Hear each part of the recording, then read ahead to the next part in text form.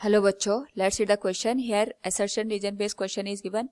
First statement is assertion A is true, reason R is true. Reason R is a correct explanation for assertion A. Second statement is assertion A is true, reason R is true. Reason R is not a correct explanation for assertion A.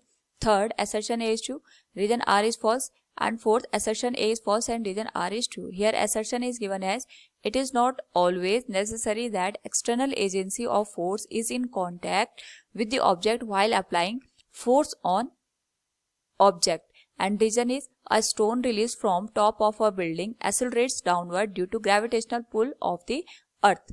Now to answer this question, first we will discuss here the key concept, and here the key concept is non contact forces. तो यहाँ पे हमारे पास forces को हम दो category में divide कर सकते हैं. एक होता है कॉन्टैक्ट फोर्सेस और दूसरा होता है non contact forces. Contact forces का मतलब होता है जब हमारे पास जो ऑब्जेक्ट पे हम फोर्स लगा रहे हैं वो हमारे पास कॉन्टैक्ट में होता है विद द एक्सटर्नल एजेंसी. जैसे सपोज हमारे पास यहाँ पे हम बात करते हैं फ्रिक्शनल फोर्स की. तो जब फ्रिक्शनल फोर्स की हम बात करते हैं उस केस में जिस भी सरफेस के ऊपर हमने ऑब्जेक्ट को रखा होता है और यहाँ पे जिस ऑब्जेक्ट की हम बात कर रहे होते हैं दोनों की जो सरफेसेस होती है आपस में एक दूसरे के कांटेक्ट में होती है. यानी हमारे पास जो फ्रिक्शनल फोर्स है ये दो सरफेसेस के बीच में एक्ट करता है और दोनों सरफेसेस यहाँ पे कांटेक्ट में होती है. इसी की वजह से फ्रिक्शनल फोर्स यहाँ पे प्रोड्यूस होता है. तो फ्रिक्शनल फोर्स अपने आप में कांटेक्ट फोर्स हो गया. लेकिन अगर हम बात करें यहाँ पे नॉन कांटेक्ट फोर्सेस की, तो नॉन कांटेक्ट फोर्स का मतलब ये हो गया कि जो हमारे पास यहाँ पे एक्सटर्नल ऑब्जेक्ट है जो फोर्स प्रोड्यूस कर रहा है या फिर एक्सटर्नल एजेंसी है जो कि फोर्स प्रोड्यूस कर रही है, that is not in contact with the object. वो हमारे पास यहाँ पे ऑब्जेक्ट के कांटेक्ट में नहीं होती है.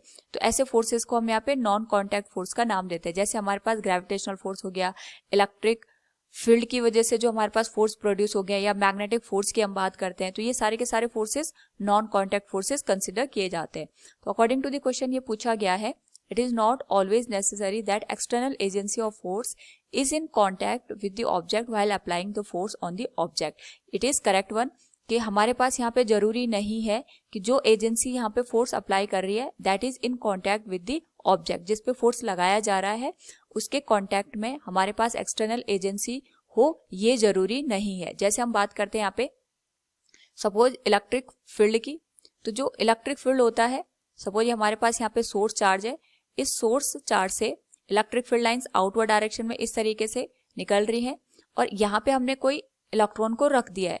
तो जो इलेक्ट्रिक फील्ड होगा ये जो इलेक्ट्रिक फील्ड यहाँ पे इलेक्ट्रॉन पे फोर्स लगाएगा and the value of force will be given as F equals E into value of the electric field. तो यहाँ पे हम देख सकते हैं जो हमारे पास सोर्स चार्ज है और जो इलेक्ट्रॉन है दोनों का एक दूसरे से कोई भी कांटेक्ट नहीं है. या इसी तरीके से हम यहाँ पे मैग्नेटिक फोर्स की बात कर सकते हैं. सपोज ये कोई मैग्नेट है, इस पे दो पोल है नॉर्थ एंड साउथ, और हमने यहाँ पे कोई लोहे की कील को रख दिया है. तो जो हमारे पास यहाँ पे लोहे की कील होगी वो अट्रैक्ट हो जाती है टुवर्ड्स द मैग्नेट, या फिर हम यहाँ पे कह सकते हैं कि जो मैग्नेटिक फील्ड होता है मैग्नेट का वो अट्रैक्ट करता है यहाँ पे लोहे के मटेरियल को. तो यहाँ पे जो मैग्नेट है और जो हमारे पास लोहे की ऑब्जेक्ट हमने ले रखी है दोनों का एक दूसरे से कोई भी कांटेक्ट नहीं है, फिर भी यहाँ पे फोर्स प्रोड्यूस हो रहा है. तो ये भी एक तरीके से हम कह सकते हैं, इसका एग्जांपल हो सकता है. और दूसरा हमारे पास रीजन में ही दिया है, reason is a stone release from top of a building accelerates downward due to gravitational pull of the earth.